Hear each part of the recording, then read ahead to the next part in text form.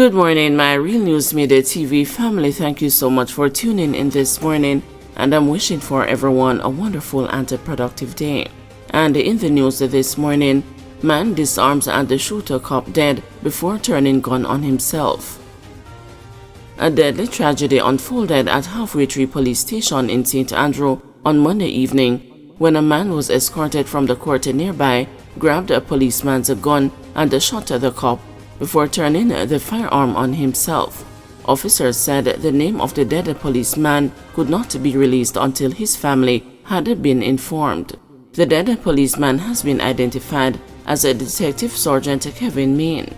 The man who pulled the trigger has been identified as Dian Singh, owner of Dian Singh Auto on Hockley Park Road in St. Andrew.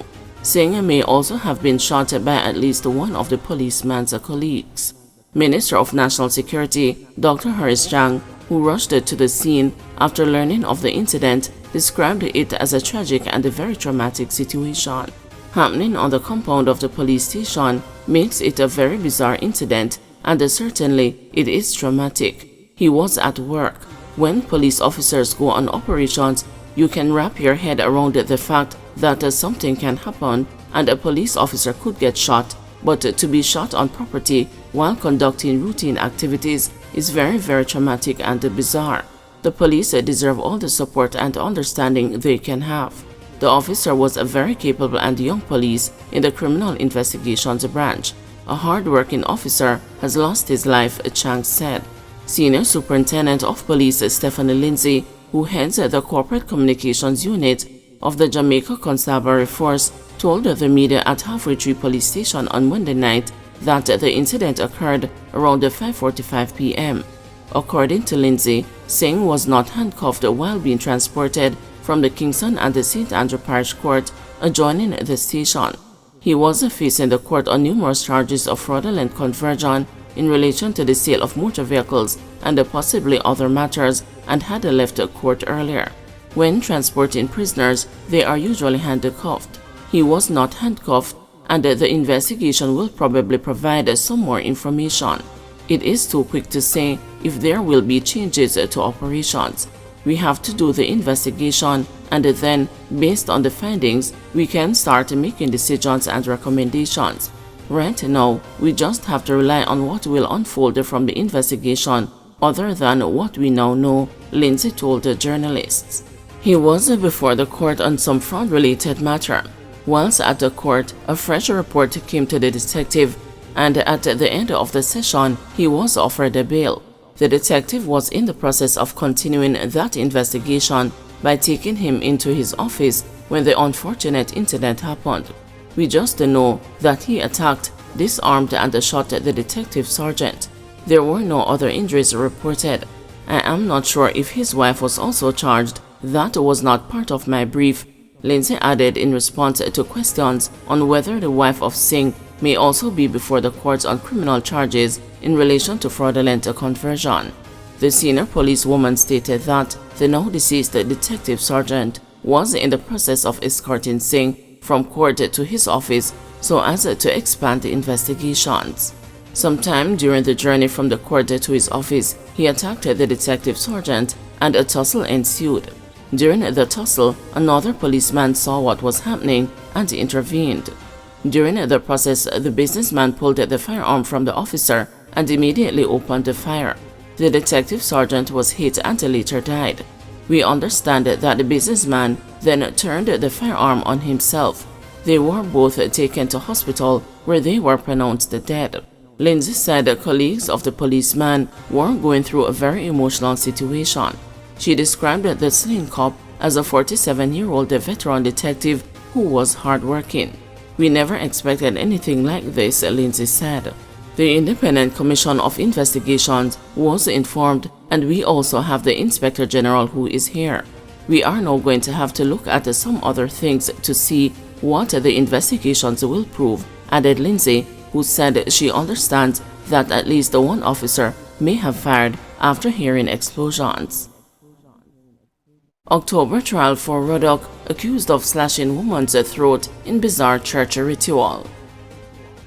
Andre Ruddock, accused of slashing the throat of a woman during an alleged church ritual in St. James nearly 3 years ago, is scheduled to begin his trial on October 22.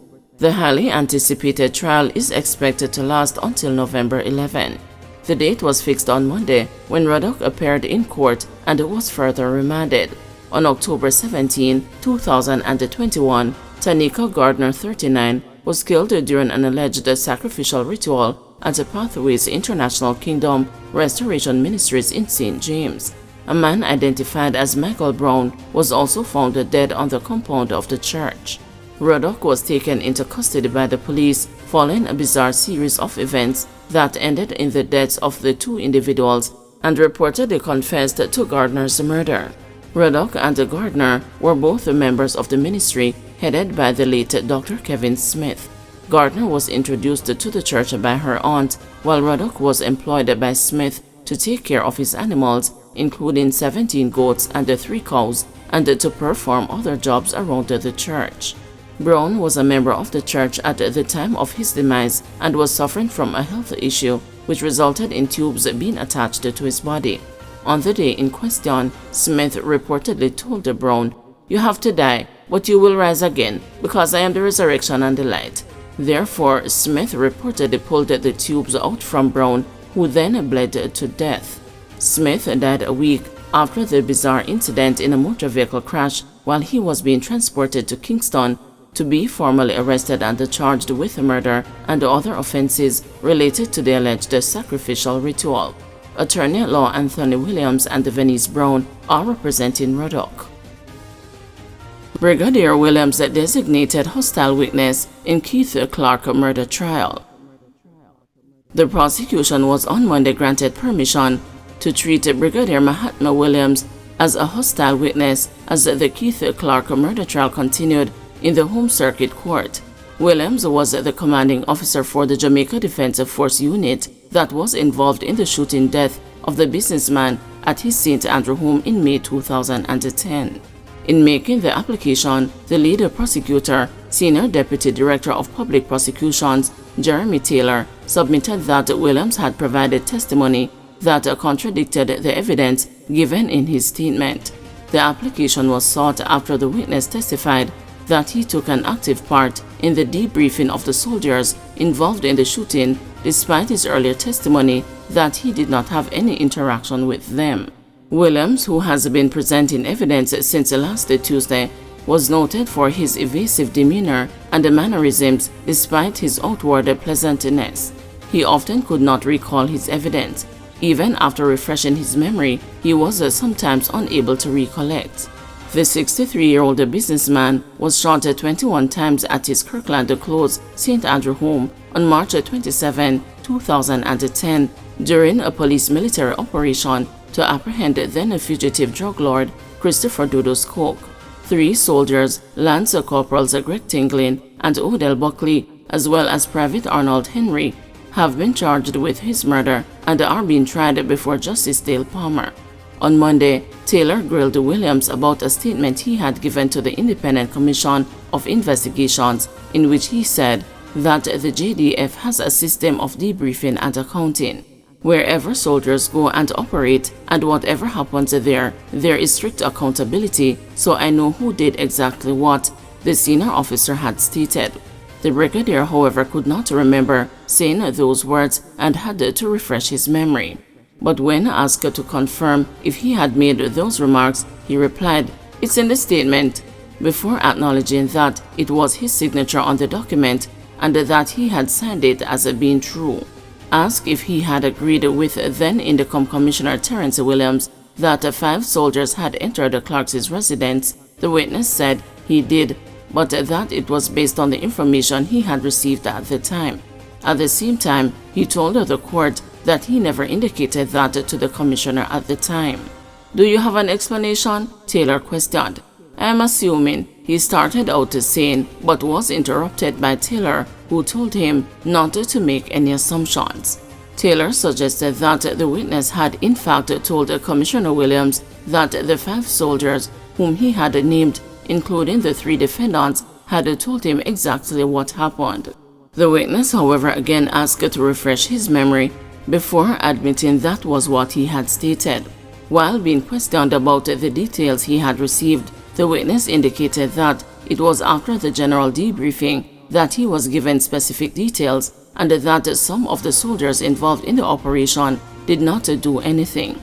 Asked if he had a general debriefing with all the soldiers involved, followed by a specific debriefing with the 5 who were directly involved, the witness said he would not call it a specific debriefing but rather additional. He, however, could recall who was present, but said that the troop commander might have been there. "Is it that you don't remember what you told the commissioner in that interview?" Taylor asked. "I told the commissioner when I answered all the questions," he replied, while indicating that his answers were truthful. The brigadier, during his previous testimony, said that the troops were deployed at the premises based on intelligence and that while on his way, he heard gunshots. He said that on his arrival, he saw soldiers taking cover. He also testified that the soldiers had used a power saw to gain entry to the house after assessing that the persons inside were being held hostage. The witness will continue his testimony today. Guys, thanks for watching. Please join us this afternoon at 2 p.m. for another news update.